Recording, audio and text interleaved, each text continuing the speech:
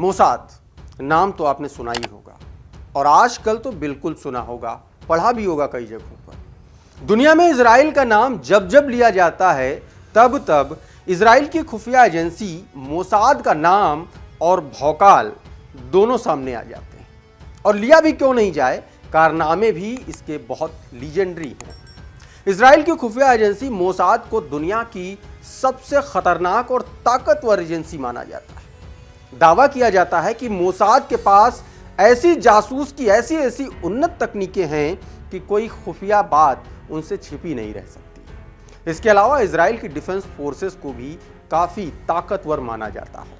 Israel सुरक्षा उपक्रम के पास दुनिया के सबसे उन्नत हथियार हैं और इसीलिए हमास द्वारा इजराइल पर हमले के बीच जो सबसे बड़ा सवाल उठ रहा है वो ये कि इजराइल को इस हमले की भनक कैसे नहीं लगी, इतनी शानदार खुफिया एजेंसी और इतना अच्छा सिस्टम होने के बावजूद। ये इंटेलिजेंस फेलियर कैसे हुआ, क्या इसकी वजह रही? आइए इजराइल के इसी इंटेलिजेंस फेलियर के बारे में समझने की कोशिश करते हैं। नमस्कार, मेरा नाम प्रशांत है और आप देखना शुरू कर चुके हैं डेली लाइन का एक्सप्लेनर। हमास ने हमला गाजा पट्टी से शुरू किया था। यहां से मिसाइल दागी गई, फिर जमीनी, हवाई और समुद्री रास्तों से हमास लड़ाकों ने इजराइल में घुसपैठ की। गाजा पट्टी से हमास पहले भी हमले की कोशिश करता रहा। रॉकेट और मिसाइल दागने की घटनाएं लगभग रोजमर्रा की हैं। इनसे बचने के लिए इजराइल ने आयरन डोम नाम से एक रक्षा कवच बना रखा है जो मिसाइल हमलों को इजराइल में घुसने से रोक देता है। इसके अलावा गाजा पट्टी पर इजराइल ने वायर फेंसिंग भी की हुई है जिसकी सुरक्षा में लगातार पेट्रोलिंग होती रहती है। यहाँ सेंसर और तमाम अत्याधुनिक तरीके के कैमरे भी लगे हुए हैं ताकि किसी भी तरह की घुसपैठ पर नजर बनाई जा सके। जानकारी के अनुसार हमास के लड़ाके इस तारबाड़ को तोड़कर ही इजराइल में दाखिल हुए। इजराइल के इतिहास को अगर उठाकर देखा जाए तो यह दूसरा मौका है जब सुरक्षा तंत्र इतने बड़े पैमाने पर फेल हुआ। इससे पहले साल 1973 में खुफिया तंत्र इसी तरीके से कुछ फेल हुआ था जब योम किप्पुर के दिन अरब देशों ने अचानक इजराइल पर हमला किया और खुफिया एजेंसियों को कोई भनक तक नहीं लगी। योम किप्पुर यहूदियों का सबसे बड़ा त्योहार है। इस बार भी इजराइल पर जो हमला किया गया वो योम किप्पुर के ठीक एक दिन बाद किया गया, जिससे अंदाजा लगाया जा रहा है कि यह हमला पूरी प्लानिंग के साथ किया गया। सबसे बड़ा सवाल यह है कि इस बार इजरायली खुफिया एजेंसियों से ये चूक कहां हुई। तमाम विशेषज्ञ और रिपोर्ट्स जो दावा कर रही हैं उनके अनुसार इजरायली तंत्र कुछ संकेतों को भांपने में नाकाम रहा। हमास के हमले के 3 कारण मुख्य तौर पर देखे जा रहे हैं। पहला, इजराइल का वेस्ट बैंक पर पूरा फोकस होना। दरअसल इजराइल के प्रधानमंत्री बेंजामिन नेतन्याहू धुर दक्षिणपंथी नेता बेन ग्विर की पार्टी के साथ मिलकर सरकार चला रहे हैं। बेन ग्विर इजराइल के रक्षा मंत्री भी हैं और वेस्ट बैंक में मौजूद फिलिस्तीन क्षेत्रों पर कब्जे की हिमायती भी रहे हैं। बेन ग्विर पर आरोप है कि उनके कार्यकाल में वेस्ट बैंक में तनाव बढ़ा है। वेस्ट बैंक पर जमीन कब्जाने और फिलिस्तीनी नागरिकों को बेदखल करने की घटनाएं भी बढ़ी हैं। इजराइल की सुरक्षा फोर्सेस का एक बड़ा हिस्सा वेस्ट बैंक में तैनात किया गया है। वेस्ट बैंक पर ज्यादा फोकस के चलते गाजा में सुरक्षा फोर्सेस की संख्या में कमी आई और इसी कमी का फायदा कहा जा रहा है कि फिलिस्तीनी लड़ाकों ने उठाया। दरअसल काम के सिलसिले में हजारों लोग रोजाना गाजा से इजराइल में दाखिल होते हैं। इन लोगों से हमास को पैसा मिलता है। 2021 में इजराइल ने गाजा में एक बड़े ऑपरेशन को अंजाम दिया था जिसके बाद बहुत हद तक शांति बनी रही।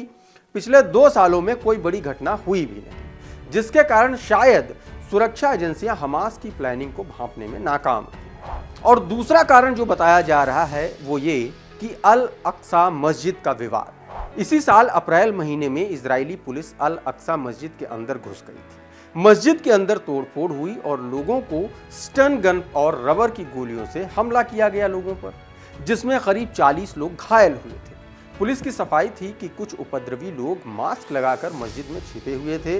उनके पास लाठियां, पटाखे और पत्थर थे, इसलिए उन्हें मजबूरन परिसर में घुसना पड़ा। इस घटना के बाद इजराइल और फिलिस्तीन के बीच तनाव बढ़ने लगा था। तब से लेकर अक्टूबर के महीने तक ऐसी घटनाएं हुई जब इजराइल के लोगों ने अल अक्सा मस्जिद में दखलंदाजी की कोशिश की है। जानकारों का मानना है कि इन घटनाओं के चलते हमास लंबे समय से इजराइल को सबक सिखाने की तैयारी कर रहा था। हमास ने इस हमले को नाम भी दिया अल अक्सा फ्लड्स और हमास ने बयान जारी करके कहा भी कि यह हमला अल अक्सा की रक्षा के लिए किया गया है। अल अक्सा मस्जिद चूंकि वेस्ट बैंक के ज्यादा नजदीक है, इसलिए वेस्ट बैंक इलाके में सुरक्षा का अतिरिक्त ख्याल रखा गया। लेकिन इजरायली सुरक्षा फोर्सेस को यह इल्हाम नहीं था कि गाजा से इस मामले पर इतना बड़ा रिएक्शन आ सकता है।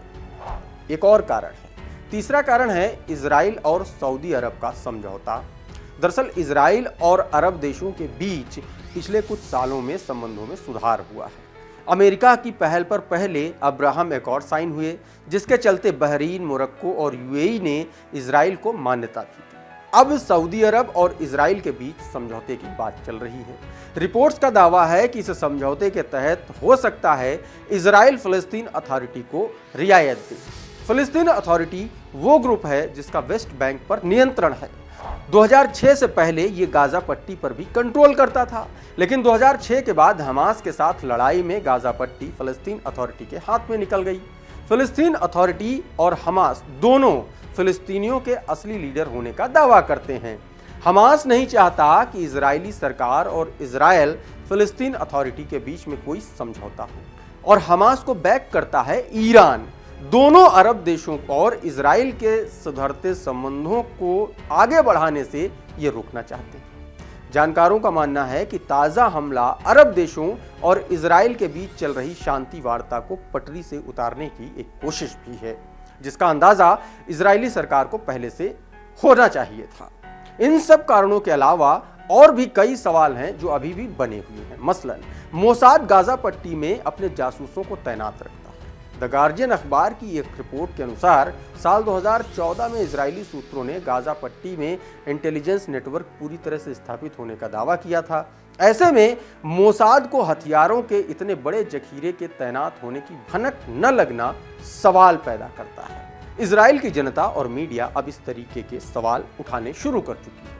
फिलहाल फौरी तौर पर विपक्ष भी सरकार के साथ आकर खड़ा हो गया है, लेकिन आने वाले वक्त में इस इंटेलिजेंस फेल्योर पर एक गहन जांच होनी तय मानी जा रही है, जिसके बाद शायद पूरी कहानी साफ हो पाए। आज के इस एक्सप्लेनर में फिलहाल इतना ही, लेकिन आप देखते रहिए डेली लाइन।